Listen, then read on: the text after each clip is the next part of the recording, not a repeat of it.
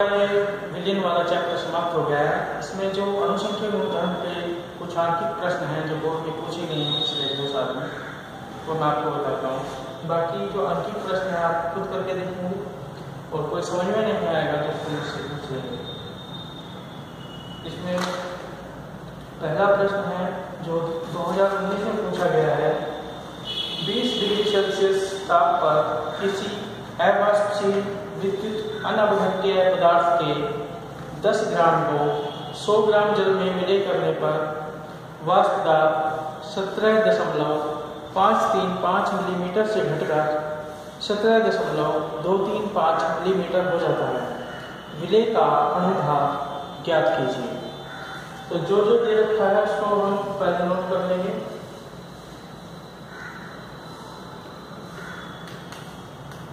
Question, चलो question ही लिख लेते हैं पहले। 20 डिग्री सेल्सियस पर किसी अवाष्पशील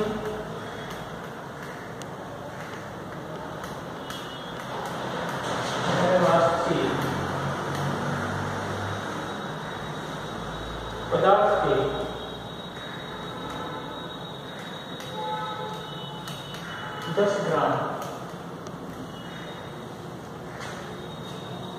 10 ग्राम को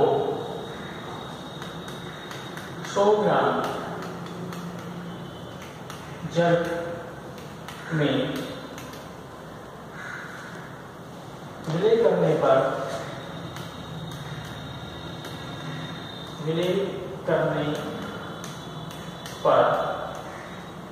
वाष्प दाब 17.535 मिलीमीटर से घटकर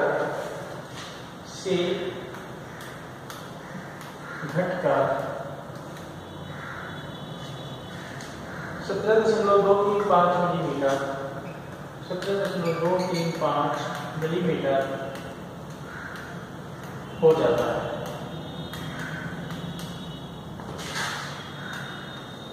विलय का अनुभाग ज्ञात कीजिए।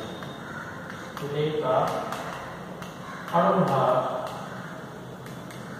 ज्ञात कीजिए। तो ये वाष्प दाब में अवनमन के क्वेश्चन है, देखते हैं कैसे होता है। पहले जो दे रखा है उसको नोट करेंगे। 20 डिग्री सेल्सियस पर तापमान कोई नॉलेज वाष्प दाब के अपेक्षित अवनमन वाले जो राउट का नियम है उसमें कहीं ताप का पद नहीं है, इसको छोड़ देंगे। इसको नोट करने की हमें आवश्यकता नहीं है। 10 ग्राम को अवाष्पशील पदार्थ यानी विलय की मात्रा है 10 ग्राम। विलय की मात्रा बराबर 10। वाष्प दाब इतना हो जाता है। जल का वाष्प दाब पहले इतना है। जल का वाष्प दाब बराबर 17.535 मिलीमीटर। जब इसमें विलय पदार्थ घोल दिया तो वाष्प दाब घटकर इतना हो गया 17.235 यानी विलियन का वाष्प दाब बराबर 17.235 मिलीमीटर। तो ये तो हमारा है P0 और ये हमारा क्या है P, विलियन का वाष्प दाब। तो राउल्ट का नियम रहेगा यहाँ पे। राउल्ट के नियम से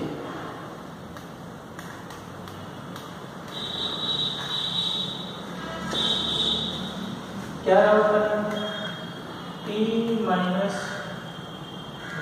P0 माइनस P/P0 बराबर n/n प्लस n क्या है? विलय के मोलों की संख्या और कैपिटल N है विलायक के मोलों की संख्या। विलायक कितना 100 ग्राम जल, क्या लिखेंगे? विलायक की मात्रा है 100 ग्राम, विलायक की मात्रा बराबर 100 ग्राम। और हमें याद करके क्या करना? विलय का अनुभार, और विलायक का अनुभार, जल का अनुभार कितना है? जल का विलय, जल का अनुभार है कितना होता है? जल का अनुभार 18, क्योंकि H2 होता है जल का सूत्र, H2 का अनुभार इधर निकालने के क्या है? 18। अब हम मान करेंगे P0 माइनस P, P0 कितना? 17.535, 17.535 माइनस P कितना? 17.235 बटे 17.535 बराबर। विलय के मौलिक संख्या n, इसको हम ऐसे लिखेंगे n बटे n। विलायक के मौलिक संख्या कैपिटल N, विलायक के मौलिक संख्या कैसे मिलेगी? विलायक की मात्रा बटे विलायक का अनुभार 100 बटे 18, 100 बटे 18।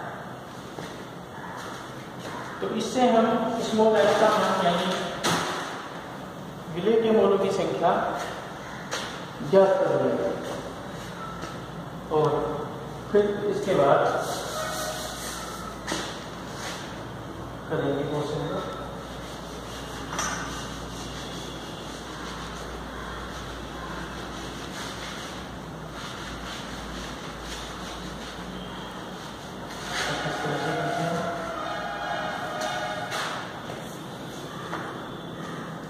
सत्रह 17.535 में से 17.235 घटेंगे तो क्या आएगा? 5 में 5 के 0, 3 में 3 के 0, 5 में 7 हो गए 3, यानी ये जाएगा 0.3 बटे यहाँ पे 17.535 है, 17.535 बराबर स्मॉल n बटे स्मॉल n प्लस 100 से जब 18 को भाग करेंगे तो आएगा 18 पंजे 55.55। इसको हम पलट दें तो क्या है? 17.535 बटे 0.3 बराबर n प्लस 55.55 बटे n। तो भाग देंगे यहाँ पे 3 सो जाएगा, जिसमें हटाने के लिए अब भाग देंगे 3 एकम 3 सो जाएगा, 3 पंजे 15, 5 25 3 24, 3 से कट जाएगा पूरा 3 एकम 3, और ये 3 पंजे 15, 2 17 25 3 24 बचा 1 13 3 से 12 बचा 2 3 पंजे 15। सोचा इसको भाग देने का आएगा ये 58.45 बराबर। इसको हम लिख सकते हैं n बटे n प्लस 55.55 बटे n। क्या चेंज कर जाएगा? 1 आ जाएगा, और जब 1 को इधर लाएंगे तो रहेगा माइनस में, यानी 58.45 माइनस 1 बराबर 55.55 बटे n।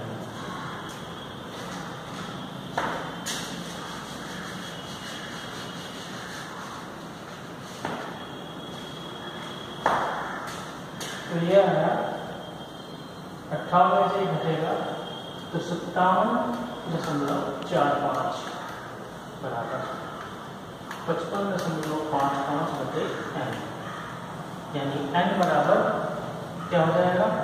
55.55 बटे 57.45। n क्या है? कि मोलों की संख्या हमें निकालना है विलय का अनुभार, इतने मोल आ रहे हैं,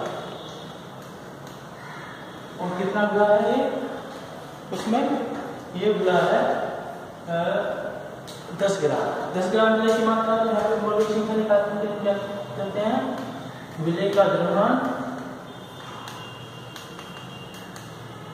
बटे विलय का अनुभार।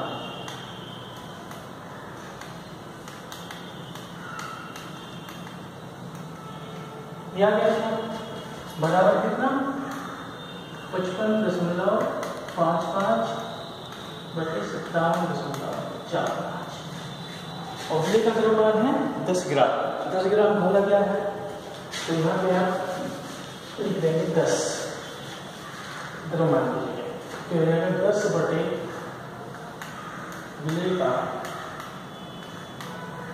अणुभार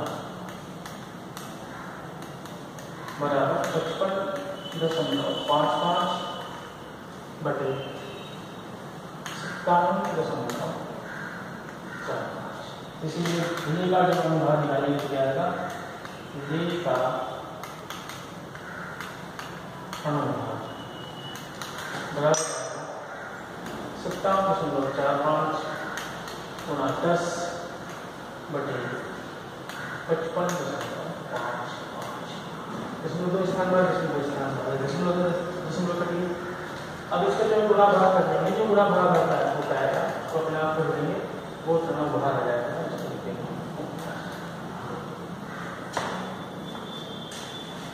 इसके बाद अगला क्वेश्चन करते हैं जो कि रासायनिक दाब से है।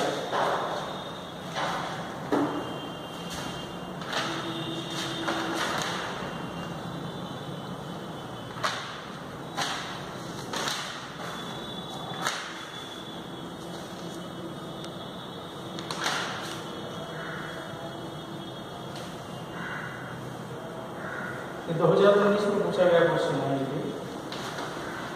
एक पदार्थ के 45 ग्राम प्रति लीटर घोल का 20 डिग्री सेल्सियस पर प्रसरण दाब 3.2 वायुमंडल है। विलयन स्थिरांक के मान की गणना कीजिए। पदार्थ का अणुभार है 342।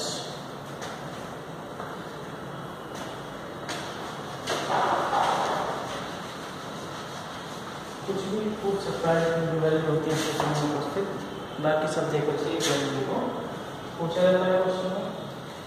एक पदार्थ के 45 ग्राम प्रति लीटर, एक पदार्थ के 45 ग्राम प्रति लीटर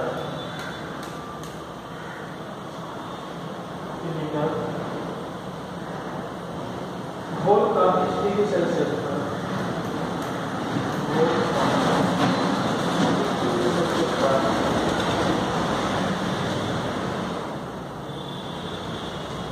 प्रसरण दाब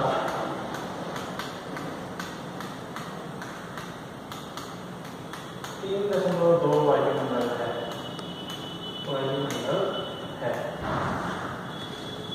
विलयन स्थिरांक के मान की गणना कीजिए। विलयन स्थिरांक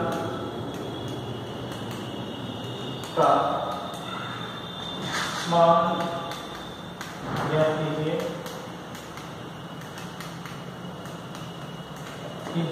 विलय का अणुभार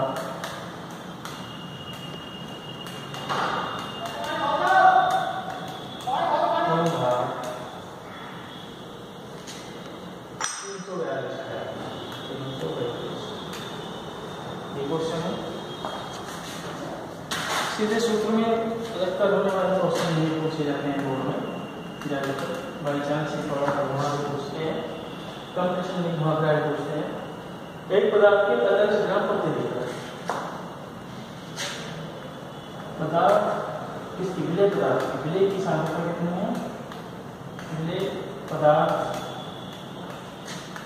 की मात्रा कितनी भरी है, 45 ग्राम। कितने में भरी है, विलयन का आयतन 1 लीटर में, विलयन का आयतन 45 ग्राम प्रति लीटर का मतलब है 45 ग्राम 1 लीटर में 1 लीटर ये आयतन हो गया। अब प्रसरण दाब ये हो गया बी का मान। अब प्रसरण दाब का प्रसरण दाब कितना है, 3.2 वायुमंडल। ये विलयन स्थिरांक एस का मान पूछा है कितना, अणुभार 342। हमें सूत्र का पता क्या है, सूत्र है आदर्श विलियन समीकरण से, आदर्श विलियन समीकरण से क्या सूत्र है? PV बराबर NST। P क्या है? प्रठंडा, P है आयतन, N है विलेय के मोड़ों की संख्या, S है विलियन स्थिरांक जो दूसरा है इसका मान विलियन स्थिरांक, और T है ताप, परमता। तो T यहाँ पे निकालेंगे, T कितना है? देखो T लिखते हैं, T बराबर दे रखा है 20 डिग्री सेल्सियस, तो इसको परमता में बदलेंगे तो इसमें 273 जोड़ेंगे तो ये हो जाएगा 293 केल्विन। अब इसके मान रखेंगे जो दे रखे हैं, प्रठंडा में 3.2, V है 1 मीटर, N विलेय के मोड़ों की संख्या कैसे मिलेगी? विलेय की मात्रा यानी द्रव्यमान बटे अनुभार, और ये द्रव्यमान हमें दे रखा अनुभार है, इसमें पूछ रहा है विलेय का अनुभार दे रखा 342, S का मान पूछ रहा है। तो N कैसे निकलेगा? द्रव्यमान बटे अनुभार से। विलेय का अनुभार दे रखा है, विलेय का अनुभार बराबर 342, तो द्रव्यमान का अनुभार से आगे देंगे तो N का मान आ जाएगा यानी 45 बटे 342। इसके बाद क्या है? S का मान हमें ज्ञात करना है, T का मान कितना है? 293। तो ये इस तरह से मान रखेंगे सूत्र में, और फिर गुणा भाग करके कैलकुलेशन कर देंगे तो हमें S का मान ज्ञात हो जाएगा। S का मान हमारा आएगा 0.00821 लीटर वायुमंडल प्रति डिग्री केल्विन प्रति मोल। तो इस तरह से ही है, कितना मान आएगा फिक्स होता है, इस तरह होता है, इसको कैलकुलेट कर लेंगे और इसका मान क्या होगा। इसके बाद